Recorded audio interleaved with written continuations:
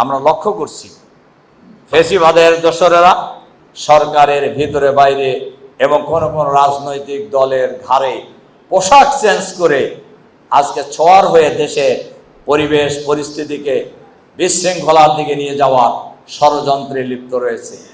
আমরা সরকারের কাছে আহ্বান জানাবো, অবিলম্বে সরকারের ভিতরে বাইরে ফেসিবাদের দোসর যারা আছেন তাদেরকে চিহ্নিত করে গ্রেফতার করে বিচারের আওতায় আনতে হবে।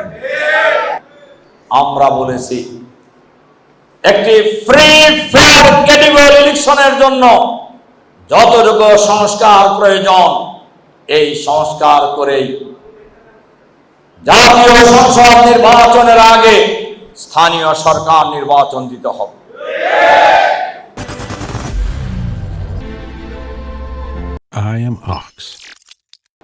এরপরে জাতীয় সংসদ নির্বাচন দিতে হবে।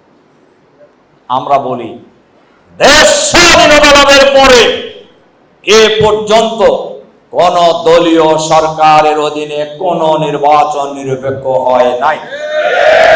কাজে আমাদের দাবি, আমরা ঐক্যমত কমিশনেও বলেছি সকল নির্বাচন কেয়ারটেকার সরকারের অধীনে হইতে হবে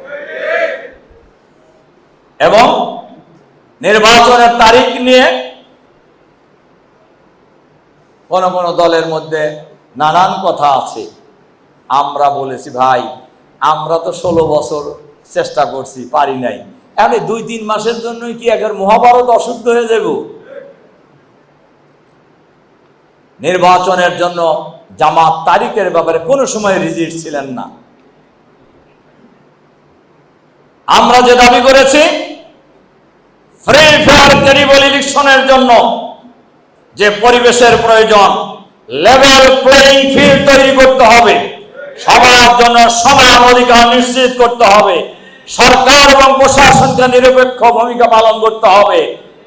আমাদেরকে প্রশ্ন করা, তাহলে কি আপনারা নির্বাচনের জন্য প্রস্তুত আছেন কিনা? আমরা তো হ্যাঁ, অবশ্যই আমরা নির্বাচনের জন্য প্রস্তুত আছি।